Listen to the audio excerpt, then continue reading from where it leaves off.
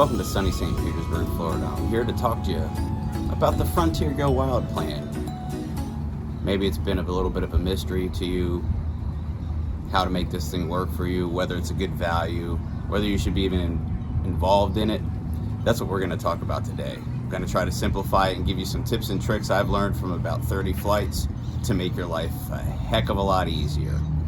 So let's start with the basics.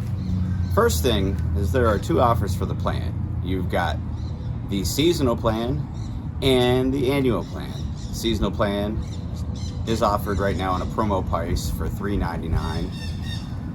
The annual pass is $5.99. Again, a promo pass.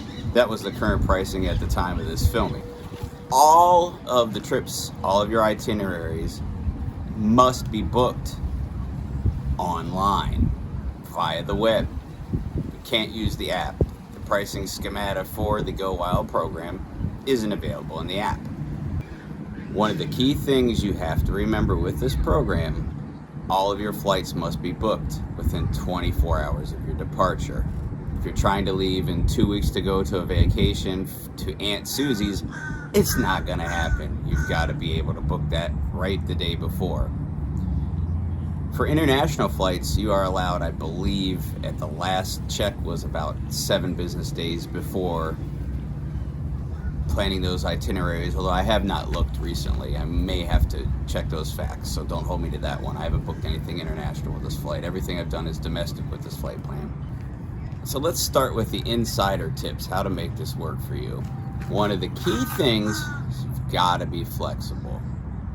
You've got to be able to bend and fit into oddball itineraries. You may have to leave from your city, fly to Albuquerque, and then end up in your destination of Seattle. Or you may need to fly from Florida, go to Philly, and then end up in Las Vegas. Oftentimes you're not going to find a direct flight, one-stop shopping. It's not going to happen. So what I advise is to make sure you study all of the routes. There's a route map on the Frontier.com site you can get familiar with, or you can play with the app, just punch in your city and look at all the destinations that are available from your city. You'll be able to determine very quickly which of those cities are non-stop flights and which of them are connections. It is imperative that you learn this. Be thrifty. If you're spending money on bags, drinks, concessions, food, any of that ancillary stuff, it completely defeats the purpose of having this plan. This plan is to fly for as little as possible, as often as possible. Spending money on that stuff is a waste. Go to Dollar Tree, go to Walmart, go to 7-Eleven, buy your stuff before you get to the airport. Bring an empty water bottle, fill it with the water at the water fountain. Get a free cup of water on the plane. Don't spend $9 on a cocktail on the plane. You need to have a plan B. What happens if the flight gets canceled because they can't get the door to close properly and there's not another plane? It's the last flight of the day. You've got to have an employer that's kind of flexible. So that leads me to another thing. This plan really works well for remote workers. If you've got to be in an office and have a team of folks reliant on you, this probably won't work for you. When you get to your destination, be sure to take advantage of mass transit. Don't use Uber, don't use Lyft, don't use the cabs. Find the bus system, find the rail system, find the cheap travel options. Once again, the whole point of this is to go cheap. Denver's a great opportunity to get around very well. They have a nice rail system, and of course that's the major hub for Frontier, so you'll be able to have a lot of access to activities in that area. Which leads me to another thing, layovers. Embrace the long layovers. Use that as an opportunity to take advantage and go sightseeing. For instance, I've gotten several 7, 8, 9-hour layovers in Denver, Las Vegas, Philadelphia, and of course I've used those to the max, which is a perfect chance to get a taste of the local culture in the city without having to spend money on lodging. The big thing is to make sure you leave yourself ample time to get in and out of the airport and get through security. Don't cut yourself short and miss your flights. Please and thank you go a really long way. Be jovial, be kind to the people trying to help you out. Be patient, be considerate, be tolerant.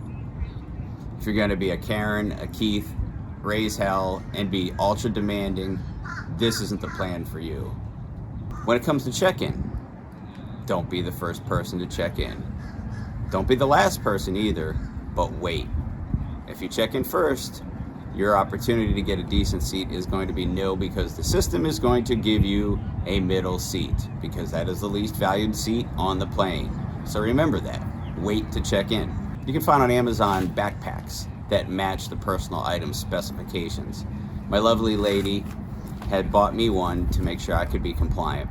It gives you an opportunity to get about 3 or 4 days of clothes in there. If you roll things up and you're very careful on how you pack, you can get everything in there, and just make sure it squeezes in the sizer, because they will size your bag at 90% of the Frontier gates, so make sure it fits properly and you will have no problems.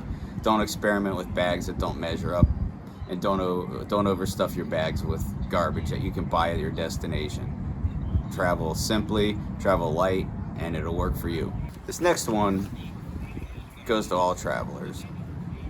Don't gorge on food when you have a long itinerary or a plane flight.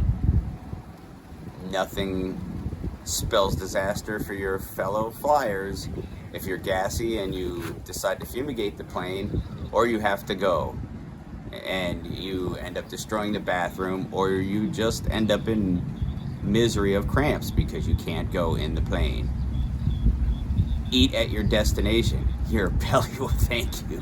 Last winter was my first GoWild plan. I booked about 30 flights. I got maximum benefit out of it, and I renewed, of course, for the summer plan. I noticed there was a major change. They got rid of the advanced booking option, which allowed you to book a flight for a slightly higher fee about 7 days ahead of time. I reached out via Instagram to see what the situation was on Frontier and the advanced booking platform, because I couldn't find it anywhere on the app, and I learned that they eliminated this. The rep was kind enough to get back with me pretty nicely, and we shared some stories about how I was getting the most benefit out of this plan. And they were quite cordial and responded pretty promptly, and said they would, of course, share my information with the teams involved. So don't be shy. If you do have any issues, let them know. Don't be rude, but let them know. Most of all, have fun with this plan. It's designed to save you money. It's designed to let you get around and see friends of old years, go see relatives, go see things you haven't done. Be sure to do it and enjoy. I'll be coming to you with other documentaries and content pretty soon. More travel stuff, more with the band. Be sure to like, share, subscribe, hit that bell button next time you want to be notified when one of these